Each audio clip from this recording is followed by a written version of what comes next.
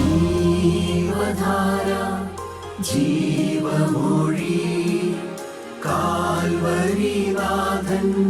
സ്നേഹമൊഴി തിരുനിറത്താൽ ജീവനേകും യേശുനാഥന്റെ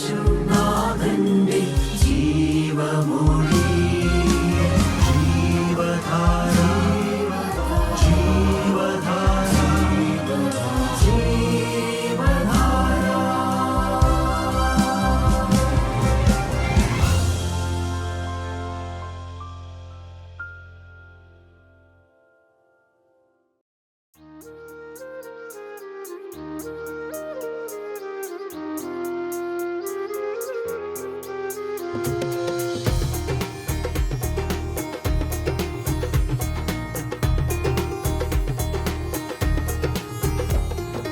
ആനന്ദം ആനന്ദമാനന്ദമേ സിയോൻ പ്രയാണികൾക്ക് വീടോടടുക്കും തോറും ആനന്ദം ആനന്ദമാനന്ദമേ സിയോൻ പ്രയാണികൾക്ക് വീടോടടുക്കും തോറും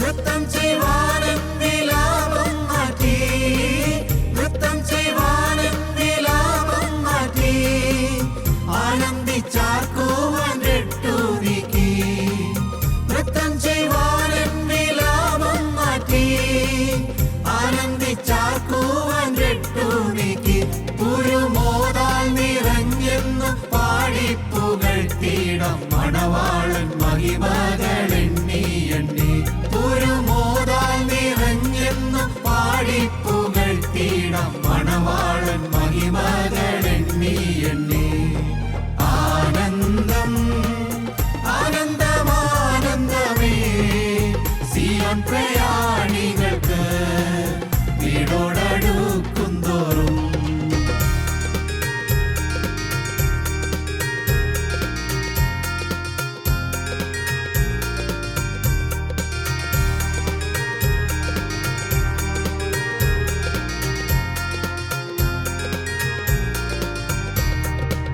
ഭൂസംഭവങ്ങൾ ഭയാനകമായി ഭൂസംഭവങ്ങൾ ഭയാനകമായി നിറവേറും അത്യന്തം കൃത്യമായി ഭൂസംഭവങ്ങൾ ഭയാനകമായി നിറവേറും അത്യന്തം കൃത്യമായി സ്തോത്രം ഇവയൊക്കെ കാണുമ്പോൾ അരുമാമണവാളൻ വരവിനു താമസമേറെയില്ല സ്തോത്രം ഇവയൊക്കെ കാണുമ്പോൾ അരുമാമണവാളൻ വരവിനു താമസമേറെയില്ല ആനന്ദം ആനന്ദമാനന്ദമേ സിയോൻ പ്രയാണികൾക്ക് വീടോടടുക്കും തോറും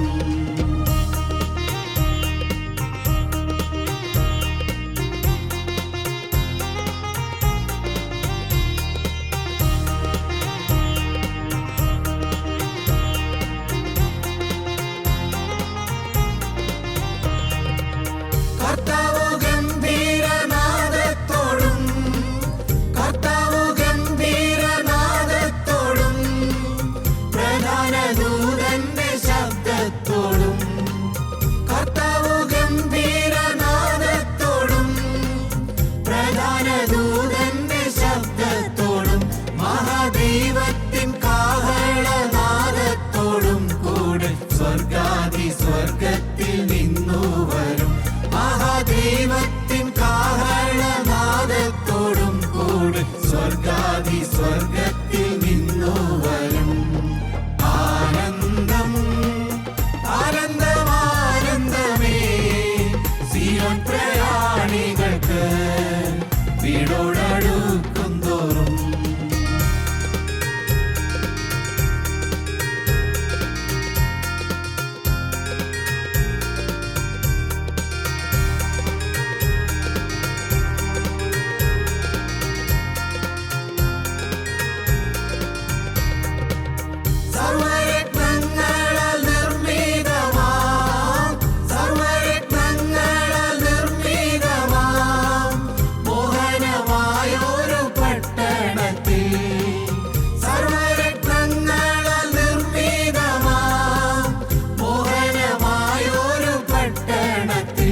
പ്രാണപ്രിയനുമായി നിത്യരാജപ്രതാപത്തിൽ വാണിടും നിസ്തുല്യ തേജസ്സേറി. പ്രാണപ്രിയനുമായി നിത്യരാജപ്രതാപത്തിൽ വാണിടും നിസ്തുല്യ തേജസ്സേറി. ആനന്ദം ആനന്ദമാനന്ദമേ സിയോൻ പ്രയാണികൾക്ക് വീടോടടുക്കും തോറും. ആനന്ദം ആനന്ദമാനന്ദമേ സിയോൻ പ്രയാണികൾക്ക് വീടോടടുക്കും തോറും. ദൈവ തിരുനാമം മഹത്വപ്പെടുമാറാകട്ടെ. നമുക്ക് അല്പനേരത്തെ ചിന്തയ്ക്ക് വേണ്ടിയിട്ട് അപ്പോസ്തല പ്രവൃത്തി 2-ാം അധ്യായത്തിൻ്റെ 1-ാം വാക്യം മുതൽ 4 വരേക്കുള്ള വാക്യങ്ങൾ നമുക്ക് വായിക്കാം. പെന്തക്കോസ്ത് നാൾ വന്നപ്പോൾ എല്ലാവരും ഒരു സ്ഥലത്ത് ഒന്നിച്ചു കൂടിയിരുന്നു. പെട്ടെന്ന് കൊടിയ കാറ്റടിക്കുന്നത് പോലെ ആകാശത്ത് നിന്ന് ഒരു മുഴക്കമുണ്ടായി. അവർ ഇരുന്നിരുന്ന വീട് മുഴുവനും നിറച്ചു. അഗ്നിജ്വാല പോലെ പിളർന്നിരിക്കുന്ന നാവുകൾ അവർക്ക് പ്രത്യക്ഷമായി അവരിൽ ഓരോരുത്തൻ്റെ മേൽ പതിഞ്ഞു. എല്ലാവരും പരിശുദ്ധാത്മാവ് നിറഞ്ഞവരായി ആത്മാവ് അവർക്ക് ഉച്ചരിപ്പാൻ നൽകിയതുപോലെ അന്യഭാഷകളിൽ സംസാരിച്ചു തുടങ്ങി. ദൈവത്തിന് സ്തോത്രം. പ്രിയപ്പെട്ട സഹോദരങ്ങളെ, പെന്തക്കോസ്ത് പെരുന്നാളിൽ സിഹിയോൻ മാളികയിൽ 120 പേര് ദൈവത്തിൻ്റെ പരിശുദ്ധാത്മാവിന് വേണ്ടി കാത്തിരിക്കുകയായിരുന്നു. പെന്തക്കോസ്ത് പെരുന്നാളിൽ 7 പെരുന്നാളാണ് യഹൂദന്മാർക്കുള്ളത്. 1-ാമത്തെ പെരുന്നാൾ എന്ന് പറയുമ്പോൾ പുളിപ്പില്ലാത്ത അപ്പത്തിൻ്റെ പെരുന്നാൾ, 2-ാമത്തെ പെരുന്നാൾ എന്ന് പറയുന്നത് പെസഹ പെരുന്നാൾ, 3-ാമത്തെ പെരുന്നാൾ എന്ന് പറയുമ്പോൾ അത് ആദിഫല പെരുന്നാൾ, 4-ാമത്തെ പെരുന്നാളാണ് പെന്തക്കോസ്ത് പെരുന്നാൾ. അവരുടെ കൊയ്ത്തുകാലം കഴിഞ്ഞ് പിന്നെ അവർക്ക് ഉത്സവമാണ്. ഈ ഉത്സവ സമയത്ത് ഈ വാങ്ങലും കൊടുക്കലിനുമായിട്ട് എല്ലാവരും യെരൂശലേമിൽ വരും, യാഗം കഴിക്കും. എല്ലാം അങ്ങനെ ചെയ്തുകൊണ്ടിരിക്കുന്ന ഈ സമയത്താണ് അപ്പോസ്തലന്മാർ 120 പേര് സിഹിയോൻ മാളിയിൽ കാത്തിരിക്കുന്നത്. അവർ കാത്തിരിക്കുന്നത് ദൈവത്തിൻ്റെ പരിശുദ്ധാത്മാവിന് വേണ്ടിയിട്ടാണ് കാത്തിരിക്കുന്നത്. കർത്താവ് പറഞ്ഞു, ഞാൻ പോകുന്നത് നിങ്ങൾക്ക് നല്ലത്, ഞാൻ പോയാൽ കാര്യസ്ഥനെ ഞാൻ നിങ്ങളുടെ മേൽ അയക്കും. ദൈവത്തിൻ്റെ പരിശുദ്ധാത്മാവിനെ ഞാൻ നിങ്ങളുടെ മേൽ അയക്കുമ്പോൾ നിങ്ങൾക്ക് പാപത്തെക്കുറിച്ചും നീതിയെക്കുറിച്ചും ന്യായവിധിയെക്കുറിച്ചും ബോധ്യം വരുത്തും. അവരങ്ങനെ ദൈവത്തിൻ്റെ പരിശുദ്ധാത്മാവിന് വേണ്ടി കാത്തിരിക്കുമ്പോഴാണ് ഈ 1-ാം വാക്യം തൊട്ടാൽ നമുക്ക് അതിൻ്റെ 2-ന്റെ 1 തൊട്ട് നമ്മൾ വായിക്കുമ്പോൾ ഒന്നുകൂടെ നമുക്ക് വായിക്കാം. പെന്തക്കോസ്ത് നാൾ വന്നപ്പോൾ എല്ലാവരും ഒരു സ്ഥലത്ത് ഒന്നിച്ചു കൂടിയിരുന്നു. പെട്ടെന്ന് കൊടിയ കാറ്റടിക്കുന്നത് പോലെ ആകാശത്ത് നിന്ന് ഒരു മുഴക്കമുണ്ടായി. അവർ ഇരുന്നിരുന്ന വീട് മുഴുവനും നിറച്ചു. അഗ്നിജ്വാല പോലെ പിളർന്നിരിക്കുന്ന നാവുകൾ അവർക്ക് പ്രത്യക്ഷമായി അവരിൽ ഓരോരുത്തൻ്റെ മേൽ പതിഞ്ഞു. എല്ലാവരും പരിശുദ്ധാത്മാവ് നിറഞ്ഞവരായി ആത്മാവ് അവർക്ക് ഉച്ചരിപ്പാൻ നൽകിയതുപോലെ അന്യഭാഷകളിൽ സംസാരിച്ചു തുടങ്ങി. മറ്റുള്ളവർ വരുന്ന പോലെ അവർ യെരൂശലേമിൽ ദൈവത്തിൻ്റെ പരിശുദ്ധാത്മാവിന് വേണ്ടി കാത്തിരിക്കുക ചെയ്തത്. എന്നാൽ ബാക്കിയുള്ള ആൾക്കാർ യേശുക്രിസ്തുവിന് വേണ്ടി ജീവിതം സമർപ്പിക്കുകയല്ല, അങ്ങനെയുള്ള ചിന്താഗതിയിലല്ലാത്ത ആൾക്കാർ, ഉത്സവത്തിന് വേണ്ടി വന്ന ആൾക്കാർ പള്ളിയിലേക്കാണ് പോയത്. അവർ സിഹിയോൻ മാളിയിലേക്കല്ല പോയത്. ദൈവത്തിൻ്റെ പരിശുദ്ധാത്മാവിനെ പ്രാപിക്കാനായിട്ട് അവർ യെരൂശലേം ദേവാലയത്തിലേക്കല്ല പോയത്. യെരൂശലേം ദേവാലയത്തിൻ്റെ അടുത്താണ് ഈ സിഹിയോൻ മാളിക. ഈ സിഹിയോൻ മാളികയിൽ ഇരിക്കുമ്പോൾ അവിടെയാണ് ദൈവത്തിൻ്റെ പരിശുദ്ധാത്മാവ് വന്നത്. ദൈവത്തിൻ്റെ പരിശുദ്ധാത്മാവ് അവരിൽ വന്നു കഴിഞ്ഞപ്പോൾ പാപത്തെക്കുറിച്ചും നീതിയെക്കുറിച്ചും ന്യായവിധിയെക്കുറിച്ചും ഉള്ള ബോധ്യം അവരിൽ വന്നു കഴിഞ്ഞപ്പോൾ അവരെല്ലാവരും ദൈവത്തെ സ്തുതിച്ചു, എല്ലാവരും ദൈവത്തെ വാഴ്ത്തി പാടി. പ്രിയപ്പെട്ടവരെ, അവർ അവനവൻ്റെ ഭാഷയിൽ സംസാരിച്ചു. അങ്ങനെ ഇരിക്കുമ്പോൾ ഈ യെരൂശലേം ദേവാലയത്തിൽ പെരുന്നാൾ കഴിഞ്ഞ് പോകുന്ന ആൾക്കാർ, ഈ വലിയ കൂട്ടവും ഈ ജനത്തിൻ്റെ ആരവാരവും കേട്ട് കഴിഞ്ഞപ്പോൾ അവർക്ക് മനസ്സിലായില്ല ഇത് എന്താണെന്ന്. ചില ആൾക്കാർ പറഞ്ഞു, ഇത് ഓരോരുത്തരുടെയും ഭാഷകളിലാണോ സംസാരിക്കുന്നത്, ഇതെന്താണ് ഇവർക്ക് സംഭവിച്ചതെന്ന് അറിയാൻ പാടില്ലാതെ ഓരോരുത്തർ പറഞ്ഞു. അവർ പുതുവീഞ്ഞ് കുടിച്ചിട്ട് ലഹരി പിടിച്ചിട്ടായിരിക്കും സംസാരിക്കണമെന്ന്. ആ സമയത്താണ് അപ്പോസ്തലനായ പത്രോസോ എഴുന്നേറ്റ് നിന്ന് 11 പേരോട് ചേർന്ന്, സഹോദരന്മാരെ, ഞങ്ങൾ പുതുവീഞ്ഞ് കുടിച്ചതല്ല, ഞങ്ങൾ മദ്യം കുടിച്ചിട്ടല്ല സംസാരിക്കുന്നത്, ഞങ്ങൾ ദൈവത്തിൻ്റെ പരിശുദ്ധാത്മാവ് ഞങ്ങളിൽ വന്നു ഞങ്ങൾ ദൈവത്തെ സ്തുതിച്ചു ആരാധിക്കുകയാണ് ചെയ്യുന്നത്, അല്ലാതെ ഞങ്ങൾ വേറെ ഒന്നും അല്ല എന്ന് അവരോട് പറഞ്ഞു. പ്രിയപ്പെട്ടവരെ, അന്ന് വചനം കേട്ട ആളുകൾ 3000 പേര് ഒറ്റ പ്രസംഗത്തിൽ മാനസാന്തരപ്പെട്ടു. 3000 പേര് ക്രിസ്തുവിന് വേണ്ടി അവിടെ സ്നാനമേറ്റു. അവരുടെ പാപങ്ങളെ ഏറ്റുപറഞ്ഞ്, അവരുടെ തെറ്റുകളെ അവർ ദൈവസന്നിധിയിൽ ഏറ്റുപറഞ്ഞ് അവർ സ്നാനമേറ്റു. ദൈവത്തിന് സ്തോത്രം. പ്രിയപ്പെട്ടവർ, എന്നാൽ ഈ പത്രോസോ നേരത്തെ എടുത്തിയാട്ടക്കാരനായിരുന്നു. എന്ത് കാര്യത്തിനും ചാടി ഉത്തരം പറയുന്ന മനുഷ്യനായിരുന്നു. ദൈവത്തിൻ്റെ പരിശുദ്ധാത്മാവ് അപ്പോസ്തലൻ്റെ മേൽ വന്നു കഴിഞ്ഞപ്പോൾ അപ്പോസ്തലൻ യേശുക്രിസ്തുവിൻ്റെ സാക്ഷിയായിട്ട് പ്രസംഗിച്ചത്. ദൈവത്തിന് സ്തോത്രം. പ്രിയപ്പെട്ടവരെ, ഒരു മനുഷ്യൻ്റെ മേൽ പരിശുദ്ധാത്മാവ് വരണമെങ്കിൽ അവൻ എന്ത് ചെയ്യണം? അവൻ ദൈവത്തിൻ്റെ പരിശുദ്ധാത്മാവിന് വേണ്ടി കാത്തിരിക്കണം. നമുക്ക് വായിക്കാം. ലൂക്കോസിന്റെ സുവിശേഷം 24-ാം അധ്യായത്തിൻ്റെ 49-ാമത്തെ വാക്യം നമുക്ക് വായിച്ചു കേൾക്കാം. എൻ്റെ പിതാവ് വാഗ്ദത്തം ചെയ്തതിനെ ഞാൻ നിങ്ങളുടെ മേലയക്കും. നിങ്ങളോ ഉയരത്തിൽ നിന്ന് ശക്തി ധരിക്കുവോളം നഗരത്തിൽ പാർപ്പീൻ എന്നും അവരോട് പറഞ്ഞു. ദൈവത്തിന് സ്തോത്രം. ഞാൻ വാഗ്ദത്തം ചെയ്ത ദൈവത്തിൻ്റെ പരിശുദ്ധാത്മാവിനെ ഞാൻ നിങ്ങളുടെ മേൽ അയക്കും. ദൈവത്തിൻ്റെ പരിശുദ്ധാത്മാവിനെ ഒരു മനുഷ്യൻ്റെ മേൽ അയക്കണമെങ്കിൽ, ദൈവത്തിൻ്റെ പരിശുദ്ധാത്മാവ് ഒരു മനുഷ്യൻ്റെ മേൽ വരണമെങ്കിൽ അവൻ പരിശുദ്ധാത്മാവിന് വേണ്ടി കാത്തിരിക്കുന്നവനായിരിക്കണം. പരിശുദ്ധാത്മാവിന് വേണ്ടി കാത്തിരിക്കുന്ന ഒരു മനുഷ്യനായിട്ട് നാം ജീവിക്കണം. പ്രിയമുള്ളവരെ, എങ്ങനെയാണ് പരിശുദ്ധാത്മാവിന് വേണ്ടി കാത്തിരിക്കുന്നത്? ദൈവത്തിൻ്റെ പരിശുദ്ധാത്മാവിന് വേണ്ടി എങ്ങനെയാണ് ഒരു മനുഷ്യൻ കാത്തിരിക്കുന്നത്? ഒരുത്തൻ ദൈവത്തിൻ്റെ പരിശുദ്ധാത്മാവ് വരുമ്പോൾ അവന് പാപത്തെക്കുറിച്ചും നീതിയെക്കുറിച്ചും ന്യായവിധിയെക്കുറിച്ചും ബോധ്യം വരും. പാപം എന്താണെന്ന് അവന് ദൈവം ബോധ്യം വരുത്തി കൊടുക്കും. മനുഷ്യൻ്റെ ജീവിതത്തിൽ അവനിൽ തന്നെ ഉള്ളതായ ആ വ്യക്തിയിലുള്ളതായ ബലഹീനതകൾ, അവൻ്റെ കുറവുകൾ ദൈവം അവന് മാറ്റം വരുത്തും. ഈ പാപ സ്വഭാവങ്ങൾ ദൈവത്തിൻ്റെ പരിശുദ്ധാത്മാവ് നമുക്ക് കാണിച്ചു തരും. നീതി, ദൈവത്തിൻ്റെ നീതിയെപ്പറ്റി നമുക്ക് മനസ്സിലാക്കണമെങ്കിൽ പ്രിയപ്പെട്ടവർ, റോമലേഖനം 4-ാം അധ്യായത്തിൻ്റെ 24-ാമത്തെ വാക്യം. നമ്മുടെ അതിക്രമങ്ങൾ നിമിത്തം മരണത്തിന് ഏൽപ്പിച്ചും നമ്മുടെ നീതീകരണത്തിനായി ഉയർപ്പിച്ചുമിരിക്കുന്ന നമ്മുടെ കർത്താവായ യേശുവിനെ മരിച്ചവരിൽ നിന്ന് ഉയർപ്പിച്ചവനിൽ വിശ്വസിക്കുന്ന നമുക്കും കണക്കിടുവാനുള്ളതാകിയാൽ തന്നെ നമ്മൾ ദൈവത്തിനാൽ നീതീകരിക്കപ്പെടേണ്ടതിന്, ദൈവത്തിൻ്റെ പരിശുദ്ധാത്മാവിനാൽ ഒരു മനുഷ്യൻ നീതീകരിക്കപ്പെടണമെങ്കിൽ അവൻ ദൈവത്തിൻ്റെ ആത്മാവിനാൽ വിനയപ്പെട്ട് ജീവിക്കുന്ന മനുഷ്യനായിരിക്കണം. ദൈവത്തിൻ്റെ പരിശുദ്ധാത്മാവിന് വിനയപ്പെട്ട് ജീവിക്കുന്ന ഒരു മനുഷ്യനാണ് നീതിയെക്കുറിച്ച് ബോധ്യം വരുന്നത്. ദൈവിക നീതിയും മനുഷ്യൻ്റെ നീതിയും, ദൈവത്തിൻ്റെ നീതിയും മനുഷ്യൻ്റെ നീതിയും തമ്മിൽ വ്യത്യാസമുണ്ട്. പ്രിയമുള്ളവരെ, മനുഷ്യൻ ശരിയെന്ന് വിചാരിക്കുന്നത് ഒരുപക്ഷെ ദൈവത്തിന് അത് ശരിയായിരുന്നു വരികയില്ല. ദൈവത്തിന് ശരിയാവുന്നത് മനുഷ്യന് ഒരു പ്രാവശ്യം അത് ശരിയായെന്ന് ഇരിക്കില്ല. പക്ഷേ ഞാൻ നിങ്ങളോട് ഒരു കാര്യം പറയാം. ദൈവത്തിൻ്റെ നീതിയും മനുഷ്യൻ്റെ നീതിയും പറ്റി ഇസ്രായേൽ ജനം മരുഭൂമിയിൽ കൂടി യാത്ര ചെയ്ത് കനാൻ ദേശം അവകാശമാക്കുമ്പോൾ, ഈ കനാൻ ദേശം ഇസ്രായേൽ ജനം നട്ടിട്ടുള്ള മുന്തിരിത്തോട്ടമോ ഇസ്രായേൽ ജനം നട്ടിട്ടുള്ള ഒലിവ് തോട്ടമോ അവരനുഭവിക്കുന്നതായ പട്ടണങ്ങളോ അവർ താമസിക്കുന്ന പട്ടണങ്ങളോ ഒന്നും അവരധ്വാനിച്ചതല്ല. അവരധ്വാനിച്ചതായ ഒലിവ് തോട്ടോ അല്ലെങ്കിൽ മുന്തിരിത്തോട്ടോ അല്ലെങ്കിൽ മറ്റുള്ളതോ ഒന്നും അവർ പണിത പട്ടണങ്ങളിലോ അല്ല അവർ ആദ്യം താമസിക്കുന്നത്. ഒരു പറ്റം ജനങ്ങളെ ഇറക്കിവിട്ട് ഓടിച്ചിട്ട് പ്രാണഭയത്തോടെ ഓടിപ്പോയി അവർ വേറെ ഒരു സ്ഥലത്തേക്ക് മാറിപ്പോയി. അന്നത്തെ സ്വന്തം ജനം, ദൈവത്തിൻ്റെ ജനമാകുന്ന ഇസ്രായേലിനെ ദൈവം അവിടെ ആക്കുകയാണ് ചെയ്തത്. അത് ദൈവത്തിൻ്റെ നീതിയാണ്, അത് ദൈവിക നീതിയാണ്. അത് മനുഷ്യൻ ലോകപ്രകാരം നാം ചിന്തിച്ചു നോക്കിയാൽ അത് ശരിയാണോ എന്ന് ചോദിച്ചാൽ നമ്മുടെ ചിന്തയിൽ അത് തെറ്റായിരിക്കും. പക്ഷേ ദൈവത്തിന് അത് നീതിയാണ്, അത് ദൈവിക നീതി.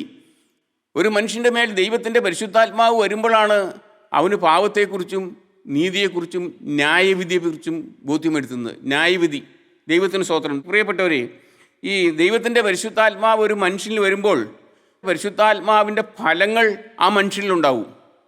ആത്മാവിൻ്റെ ഫലങ്ങൾ എന്താണ്? നമുക്ക് വായിക്കാം. ഗലാത്യ ലേഖനം 5-ാം അധ്യായത്തിൻ്റെ ആത്മാവിൻ്റെ ഫലമോ സ്നേഹം, സന്തോഷം, സമാധാനം, ദീർഘക്ഷമ, ദയ, പരോപകാരം, വിശ്വസ്തത, സൗമ്യത, ഇന്ദ്രിയം. ഇതാണ് ഒരു ആത്മാവിൻ്റെ ഫലം എന്ന് പറയുന്നത്. ഈ ആത്മാവിൻ്റെ ഫലം എന്നിലുണ്ടോ എന്ന് എന്നെ മാറ്റി നിർത്തി ഞാൻ ചോദ്യം ചെയ്തെങ്കിൽ മാത്രമേ ദൈവത്തിൻ്റെ പരിശുദ്ധാത്മാവിൻ്റെ ഫലം എന്നിലുണ്ടോ എന്ന് നമുക്ക് അറിയാൻ സാധിക്കുകയുള്ളൂ. ഇന്ന് അനേകർ പരിശുദ്ധാത്മാവിന് വേണ്ടി കാത്തിരിക്കുന്നവരുണ്ട്. എങ്ങനെയാണ് പ്രിയമുള്ളവരെ പരിശുദ്ധാത്മാവ് ഒരു മനുഷ്യനിൽ വരുന്നത്? ഈ ആത്മാവിൻ്റെ ഫലം എന്നിലുണ്ടോ എന്ന് നാം മനസ്സിലാക്കി നമ്മൾ തന്നെ ചിന്തിക്കുമ്പോഴാണ് നമ്മൾ മനസ്സിലാകുന്നത് ദൈവത്തിൻ്റെ പരിശുദ്ധാത്മാവ് നമ്മൾ വസിക്കാൻ നമ്മുടെ ഹൃദയം അവന് വേണ്ടി തുറന്നു കൊടുത്തിട്ടുണ്ടോയെന്ന്. സ്നേഹം നമ്മളിലുണ്ടെങ്കിൽ മാത്രമേ സ്നേഹമുള്ളിടത്തെ ദൈവത്തിൻ്റെ പരിശുദ്ധാത്മാവ് വരികയുള്ളൂ. എല്ലാത്തിൻ്റെ ആത്മീയ ജീവിതത്തിൻ്റെ ബേസിക് എന്ന് പറയുന്നത്, ആത്മീയ ജീവിതത്തിൻ്റെ ബേസിക് എന്ന് പറയുന്നത് സ്നേഹമാണ്. സ്നേഹത്തിൽ കൂടിയാണ് മുഴുവനും നടക്കുന്നത്. നമുക്കൊരു മനുഷ്യനെ സ്നേഹിക്കാൻ സാധിക്കുന്നില്ല എങ്കിൽ, നമുക്കൊരു മനുഷ്യനെ കരുതുവാൻ സാധിക്കുന്നില്ല എങ്കിൽ, ഒരു മനുഷ്യൻ്റെ വേദനയിൽ നമുക്ക് വേദനിക്കാൻ സാധിക്കുന്നില്ലെങ്കിൽ, ഒരു മനുഷ്യൻ്റെ രോഗം വരുമ്പോൾ ആ രോഗം എൻ്റെ രോഗമായിട്ട് അല്ലെങ്കിൽ എൻ്റെ സഹോദരൻ്റെ രോഗമായിട്ട് നമുക്ക് ഏറ്റെടുക്കാൻ സാധിക്കുന്നില്ലെങ്കിൽ, പ്രിയപ്പെട്ടവരെ, നമുക്ക് എന്ത് സ്നേഹമാണുള്ളത്? മറ്റൊരാളുടെ വേദനയെ നമ്മൾ താങ്ങുന്നു, നമ്മൾ കരുതുന്നു. ആ വ്യക്തിയുടെ വേദന എൻ്റെ വേദനയായിട്ട് ഞാൻ ഏറ്റെടുക്കുന്നു. അതാണ് സ്നേഹം. ദൈവത്തിന് സ്തോത്രം. പ്രിയപ്പെട്ടവരെ, ദൈവത്തിൻ്റെ പരിശുദ്ധാത്മാവിന് വേണ്ടി വിനയപ്പെടുവാനും പരിശുദ്ധാത്മാവിൻ്റെ വഴികളെ അനുസരിച്ച് ജീവിക്കുവാനും നമുക്ക് സാധിക്കുന്നുണ്ടോ? നമ്മൾ അതെയോ എന്നും ഇങ്ങനെ കൂട്ടായ്മയൊക്കെ കൂടി ഒരു വലിയൊരു ജനസമൂഹത്തിൻ്റെ പിന്നാലെ നമ്മളിങ്ങനെ പോവുകയാണോ ചെയ്യുന്നത്? അതെയോ ദൈവത്തിൻ്റെ പരിശുദ്ധാത്മാവിൻ്റെതായ ആ ശക്തി, ആ കർത്താവ് പറഞ്ഞതുപോലെ നിങ്ങൾ പരിശുദ്ധാത്മാവിന് വേണ്ടി കാത്തിരിക്കണമെന്ന് പറഞ്ഞതുപോലെ ദൈവത്തിൻ്റെ പരിശുദ്ധാത്മാവിന് വേണ്ടി കാത്തിരിക്കുന്നതായ ഒരു ജീവിതം നമുക്കുണ്ടോ? നമ്മുടെ ജീവിതത്തിൽ പാപമുണ്ടോ? സ്നേഹം, സന്തോഷം, നമുക്ക് സന്തോഷിക്കാൻ സാധിക്കുന്നുണ്ടോ? മറ്റൊരാളുടെ ഉയർച്ചയിൽ പ്രിയപ്പെട്ട സഹോദര സഹോദരി, നിനക്ക് സന്തോഷിക്കാൻ സാധിക്കുന്നുണ്ടോ? മറ്റുള്ളവരുടെ മക്കൾക്കൊരു ജോലി കിട്ടി, നല്ലൊരു ഉന്നത വിദ്യാഭ്യാസം കിട്ടി, നല്ലൊരു ജോലി കിട്ടി, അല്ലെങ്കിൽ നല്ലൊരു കെട്ടിടം പണിതു, അവർ അല്ലെങ്കിൽ നല്ലൊരു കാറ് വാങ്ങിച്ചു, നിൻ്റെ ഹൃദയം സന്തോഷിക്കുന്നുണ്ടോ? നാം ചിന്തിക്കണം. നമ്മൾ മറ്റൊരാളുടെ വളർച്ചയിൽ നമുക്ക് അസൂയയാണോ സന്തോഷമാണോ വരുന്നത്? നാം നമ്മളെ തന്നെ ചിന്തിച്ചു നോക്കുക. അപ്പോൾ നമുക്ക് പരിശുദ്ധാത്മാവ് നമ്മളിൽ വസിക്കാത്തതിൻ്റെ കാരണം നമുക്ക് മനസ്സിലാക്കാൻ സാധിക്കും. സ്നേഹം, സന്തോഷം, സമാധാനം, നമുക്കൊരു ആൾക്ക് സമാധാനം കൊടുക്കാൻ സാധിക്കുന്നുണ്ടോ?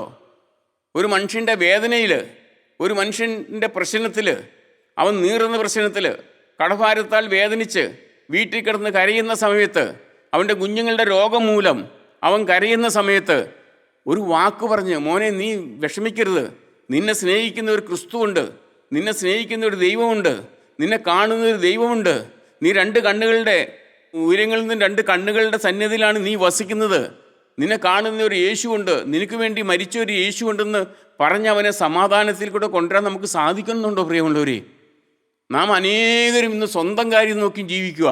എനിക്ക് വലിയവനാവണം, എനിക്ക് സമ്പന്നനാകണം, എൻ്റെ മക്കൾക്ക് ജോലി വേണം, എൻ്റെ അയൽവക്കത്ത് ഫീസ് കൊടുക്കാൻ നിവൃത്തിയില്ലാതെ വിഷമിച്ച് ജീവിക്കുന്ന ഒരു കുഞ്ഞിനെ കാണുമ്പോൾ, നമ്മുടെ മക്കൾ MBBS-നോ അല്ലെങ്കിൽ എൻജിനീയറിങ്ങിനോ ഒക്കെ പഠിക്കുന്നുണ്ടായിരിക്കും, ഫീസ് കൊടുത്ത് ആഡംബരമായിട്ട് ജീവിക്കുമ്പോൾ ഒരു പുസ്തകം മേടിച്ച് ഒരു ബാഗോടുകൂടി കുഞ്ഞുങ്ങളെ സ്കൂളിൽ വിടാൻ പറ്റാത്ത എത്രയോ കുടുംബങ്ങളുണ്ട്. നാം ഇന്ന് എത്രയോ ആഡംബരത്തിൽ ജീവിക്കുന്നു. പ്രിയമുള്ളവരെ, നമ്മൾ ചിന്തിക്കണം. നമുക്ക് മറ്റുള്ളവരെ സഹായിക്കാൻ നമ്മുടെ ഹൃദയം വാഞ്ചിക്കുന്നുണ്ടോ? മറ്റുള്ളവർക്ക് വേണ്ടി കരുതാൻ നമുക്ക് സാധിക്കുന്നുണ്ടോ? പ്രിയമുള്ളവരെ, നമ്മുടെ കുഞ്ഞുങ്ങൾ നല്ല ഭക്ഷണങ്ങൾ കഴിച്ച് ധാരാളം വേസ്റ്റ് വെളിയിൽ കളയുമ്പോൾ ഒരു നേരത്തെ ഭക്ഷണത്തിന് വേണ്ടി ആഗ്രഹിക്കുന്ന എത്രയോ കുടുംബങ്ങളിലെ കുഞ്ഞുങ്ങളുണ്ട്. സഹോദര, നീ ചിന്തിക്കാറുണ്ടോ? നീ സമ്പന്നനായിരിക്കും, നിനക്ക് വലിയ സൗകര്യങ്ങൾ കാണും, പക്ഷെ നിന്നെപ്പോലെ സൗകര്യമില്ലാത്ത അനേകം ആളുകൾ ഈ ലോകത്തിൽ ജീവിക്കുന്നുണ്ട്. എന്നെയും നിന്നെയും സൃഷ്ടിച്ചത് ദൈവമാണ്. കർത്താവായ യേശു ക്രിസ്തുവാണ് നമുക്ക് വേണ്ടി രണ്ടുപേർക്കും വേണ്ടി ക്രൂശിൽ മരിച്ചത്. ആ ക്രിസ്തുവിൻ്റെ സ്നേഹം നിന്നിൽ വസിക്കണമെങ്കിൽ നീ മറ്റുള്ളവരെ കരുതുന്നവനായിരിക്കണം. മറ്റുള്ളവർക്ക് വേണ്ടി ആയിത്തീരുവാൻ നിൻ്റെ ഹൃദയം വാഞ്ചിക്കുന്നുണ്ടോ? അവനിലാണ് ദൈവത്തിൻ്റെ പരിശുദ്ധാത്മാവ് വരുന്നത്. അവനാണ് പരിശുദ്ധാത്മാവിന് വേണ്ടി കാത്തിരിക്കുന്നത്. ദൈവത്തിന് സ്തോത്രം. അവിടെയാണ് ദൈവത്തിൻ്റെ പരിശുദ്ധാത്മാവ് വരുന്നത്. പ്രിയമുള്ളവരെ, ഒരു വ്യക്തിയിൽ മേൽ പരിശുദ്ധാത്മാവ് വരുമ്പോൾ പാപത്തെക്കുറിച്ചും നീതിയെക്കുറിച്ചും ന്യായവിധിയെക്കുറിച്ചും അവന് ബോധ്യം വരുത്തും.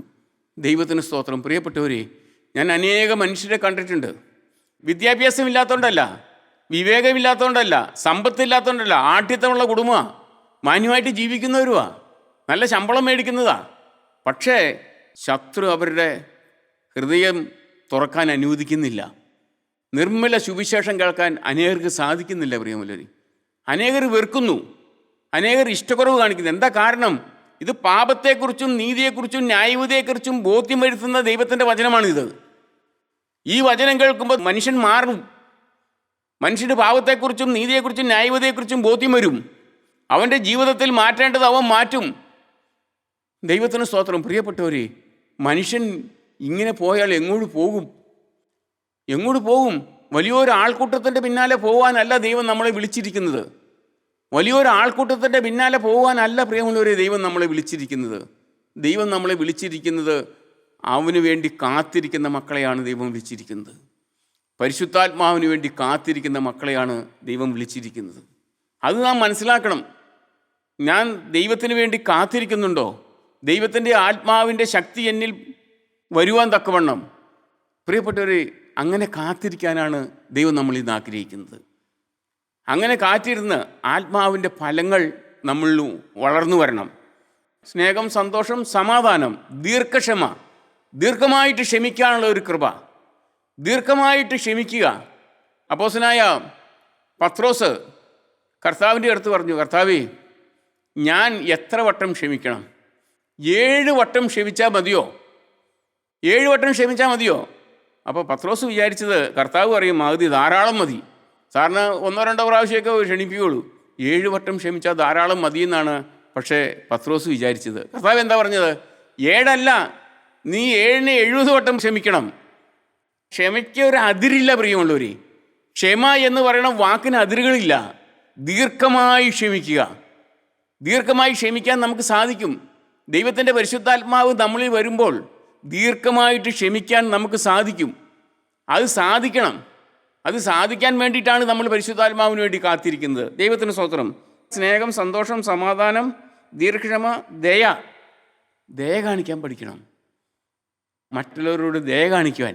ഒരുപക്ഷെ എന്നെപ്പോലെ ആരോഗ്യം ഉണ്ടായിന്ന് വരികയില്ല, അല്ലെങ്കിൽ എന്നെപ്പോലെ സാമ്പത്തിക സൗകര്യം ഉണ്ടായിന്ന് വരികയില്ല, എന്നെപ്പോലെ ആയിത്തീരാൻ സാധിക്കില്ല. പക്ഷെ അവനോടും ദയ കാണിക്കുവാൻ, അവനെയും സ്നേഹിക്കുവാൻ, അവനെയും ചേർത്ത് പിടിക്കുവാൻ നമുക്ക് സാധിക്കണം. നമുക്ക് അങ്ങനെ സാധിക്കുന്നുണ്ടോ എന്നാണ് നാം ചിന്തിക്കേണ്ടത്. ഈ ഗലാത്യ ലേഖനത്തിൻ്റെ 5-ാം അധ്യായത്തിൽ വായിക്കുമ്പോൾ, ആത്മാവിൻ്റെ ഫലങ്ങൾ വായിക്കുമ്പോൾ, ഈ ആത്മാവിൻ്റെ ഫലങ്ങൾ വെച്ചുകൊണ്ട് നമ്മളെ ചോദ്യം ചെയ്യണം. വേറെ ആരുമല്ല പരിശോധിക്കണ്ടേ, ഞാൻ എന്നെ തന്നെ പരിശോധിക്കണം. ഈ ആത്മാവിൻ്റെ ഫലങ്ങൾ എന്നിൽ ഉണ്ടോ? എൻ്റെ ജീവിതത്തിലുണ്ടോ? ഞാൻ അഭിനയിച്ച് കാണിക്കാൻ സാധിക്കും. അഭിനയിച്ച് കാണിക്കാൻ ഏത് മനുഷ്യർക്കും സാധിക്കും. വചനം പ്രസംഗിക്കാൻ, ഇപ്പോൾ വേദോസം അറിയാവുന്ന എല്ലാവർക്കും തന്നെ വചനം പ്രസംഗിക്കാൻ സാധിക്കും. പക്ഷേ ആത്മാവിൻ്റെ ഫലങ്ങൾ എന്നിലുണ്ടോ? ആത്മാവിൻ്റെ ഫലമുള്ള രീതിയിലാണോ എൻ്റെ ജീവിതം? അതാണ് നമ്മൾ ചിന്തിക്കേണ്ടത്. ഈ പ്രസംഗിക്കുന്ന എൻ്റെ ജീവിതത്തിൽ അത് ഉണ്ടോ? നമ്മൾ തന്നെ മാറ്റി നിർത്തി നമ്മൾ പരിശോധിക്കുമ്പോഴാണ്, ഈ 9 കൂട്ടം കാര്യങ്ങൾ നാം പരിശോധിക്കുമ്പോഴാണ് എനിക്ക് ദയുണ്ടോ എന്ന് നമുക്ക് മനസ്സിലാക്കാൻ സാധിക്കുകയുള്ളൂ. ദൈവത്തിന് സ്തോത്രം.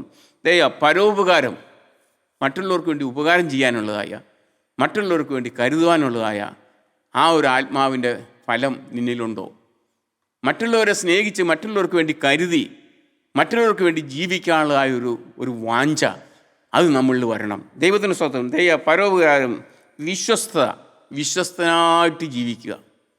വിശ്വസ്തനായിട്ട്. പ്രിയമുള്ളവരെ, ഒരു ദിവസം മനുഷ്യൻ ജീവിക്കുവാണെങ്കിലും, ഒരു ദിവസം ഈ ഭൂമിയിൽ ജീവിക്കുവാണെങ്കിലും അത് വിശ്വസ്തനായിട്ട് ജീവിക്കണം. മായമില്ലാതെ, കളങ്കമില്ലാതെ ജീവിക്കാനുള്ള ഒരു കഴിവ് ദൈവം നമുക്ക് തരും. നീ ആഗ്രഹിക്കുന്നുണ്ടോ പ്രിയപ്പെട്ട സഹോദര, പ്രിയപ്പെട്ട സഹോദരി? നീ ആഗ്രഹിക്കുന്നുണ്ടോ? നമ്മെ സ്നേഹിക്കുന്ന ക്രിസ്തു നമ്മളിൽ നിന്നും വലിയ വലിയ കാര്യങ്ങൾ ആഗ്രഹിക്കുന്നുണ്ട്. നീ അതിന് ചെവി കൊടുക്കാൻ നിനക്ക് മനസ്സുണ്ടോ? നിന്റെ ജീവിതം കർത്താവായ യേശു ക്രിസ്തുവിന് വേണ്ടി സമർപ്പിക്കാൻ നിനക്ക് മനസ്സുണ്ടോ പ്രിയമുള്ളവരെ? ആത്മാവിന് വേണ്ടി കാത്തിരുന്ന് ആത്മാവിൻ്റെ ഫലങ്ങൾ പ്രാപിച്ച് ആ ഫലമനുസരിച്ച് ജീവിക്കാൻ നിനക്ക് താല്പര്യമുണ്ടോ? ആത്മാവിന് വേണ്ടി കാത്തിരിക്കണം. എങ്ങനെ കാത്തിരിക്കണം? ഈ വരുന്നതായ കാര്യങ്ങളെല്ലാം നമ്മൾ മനസ്സിലാക്കി, ഈ വേദവാക്യങ്ങളെല്ലാം നമ്മൾ വായിച്ച്, നമ്മളെ തന്നെ മാറ്റിയിരുത്തി നമ്മൾ ചോദ്യം ചെയ്ത് തിരുത്താനുണ്ടെങ്കിൽ തിരുത്തണം പ്രിയമുള്ളവരെ. ഏത് മനുഷ്യൻ്റെ ആയുസ്സും ഉറച്ചു നിന്നാലും ഒരു ശ്വാസം എത്രേ. നമ്മെല്ലാവരും മരിക്കും പ്രിയമുള്ളവരെ. മരിച്ചു കഴിയുമ്പോൾ പത്രോസ്ലീഗയും പൗലോസ്ലീഗയും വാങ്ങിപ്പോയി വിശുദ്ധന്മാരും കന്യമറിയാമും വസിക്കുന്ന സ്വർഗരാജ്യത്തിൽ എൻ്റെ ആത്മാവ് ചെല്ലുമെന്ന് ഞാൻ ഈ ജീവിച്ചിരിക്കുന്ന കാലത്തിൽ ചിന്തിക്കണം.